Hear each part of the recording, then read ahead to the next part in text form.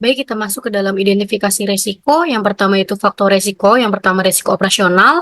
Kelompok resikonya bahan baku, subdimensinya bahan baku berupa daging babi yang mahal, peristiwanya proses produksi yang akan terhenti, kemudian penyebab atau akar masalahnya harga daging babi yang terus meroket.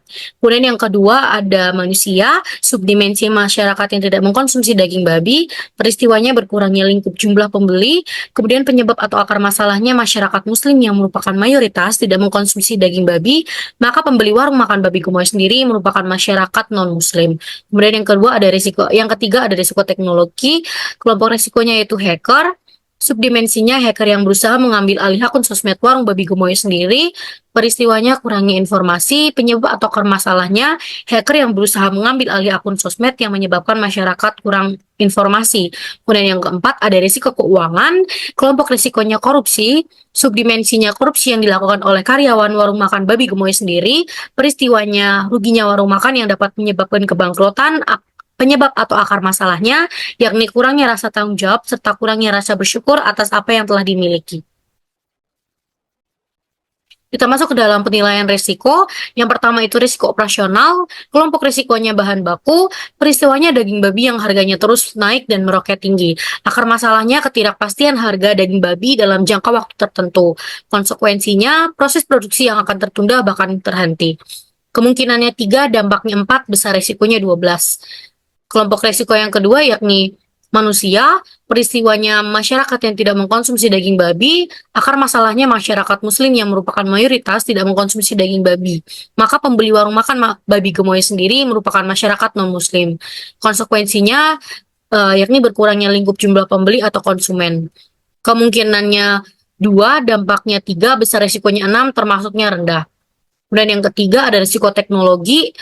Kelompok risikonya hacker, peristiwanya hacker yang berusaha mengambil alih akun sosmed warung makan babi gemoy sendiri. Akar masalahnya di Indonesia sendiri hacker masih sering terjadi. Penyebab konsekuensinya kehilangan data serta akun sosmed warung makan babi gemoy sendiri. Kemungkinannya 4, dampaknya 5, besar resikonya 20, termasuk ke dalam resiko yang tinggi. Kemudian yang keempat ada risiko keuangan dengan kelompok risiko korupsi.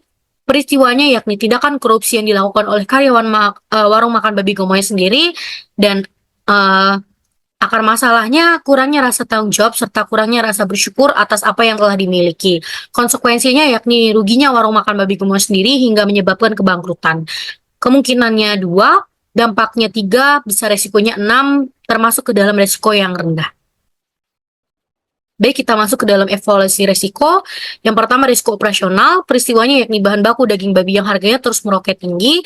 Exiting kontrolnya ada, tidak memadai, presentasinya 40%, rencana perlakuannya ya perlu dimitigasi. Kemudian yang kedua, peristiwanya masyarakat yang tidak mengkonsumsi daging babi sendiri, exiting kontrolnya ada, tidak memadai, presentasinya 30%, dan perlu dimitigasi. Yang ketiga, risiko teknologi, peristiwanya yakni hacker yang berusaha mengambil alih akun sosmed warung makan babi gemoy sendiri, exiting kontrolnya ada, tidak memadai, presentasinya 60%, dan perlu dimitigasi. Kemudian yang keempat, risiko keuangan, peristiwanya sendiri tindakan korupsi yang dilakukan oleh karyawan warung makan babi gemoy sendiri, exiting kontrolnya ada, tidak memadai, presentasinya 30%, dan perlu dimitigasi. Kita masuk ke dalam penanganan risiko.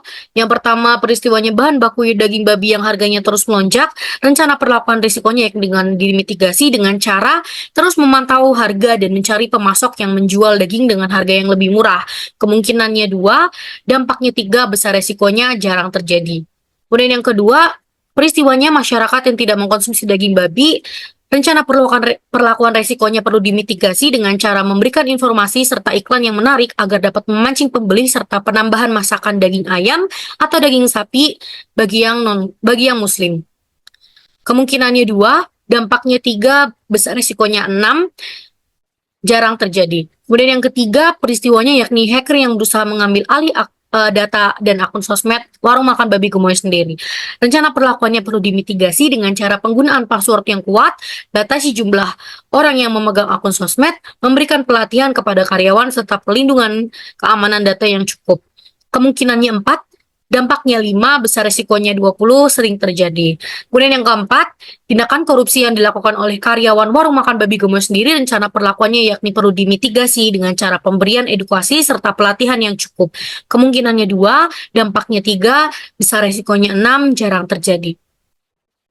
Kita masuk ke dalam monitoring risiko. Yang pertama, jenis risiko operasional, peristiwanya bahan baku daging babi yang harganya terus melonjak, strateginya dengan cara mengevaluasi pada bahan baku, jadwal pelaksanaannya setiap bulan, penanggung jawabnya sendiri manajer operasional. Kemudian yang kedua, masyarakat yang tidak mengkonsumsi daging babi, strateginya dengan cara membuat iklan menarik tentang warung makan babi gemoy sendiri, seperti kandungan babi yang baik bagi kesehatan agar masyarakat tertarik untuk membeli bagi yang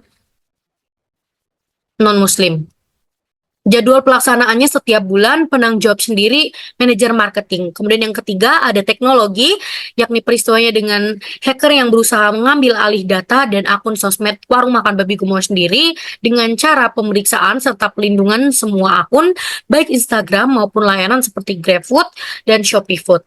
Jadwal pelaksanaannya setiap minggu dengan penanggung jawab manajer marketing. Kemudian yang terakhir, ada jenis risiko manusia dengan peristiwa tindakan korupsi yang dilakukan oleh karyawan warung makan babi gemoy sendiri, strateginya dengan cara tindak tegas terhadap pengawasan laporan keuangan secara berkala dan detail.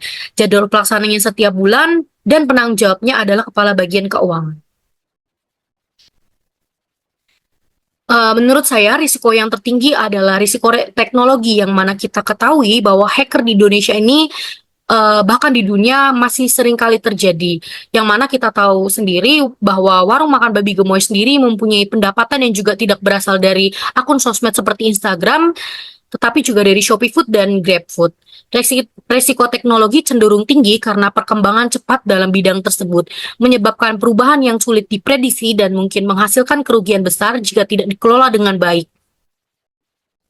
Selain itu, kelemahan dalam keamanan teknologi juga dapat dieksploitasi oleh pihak yang tidak bertanggung jawab.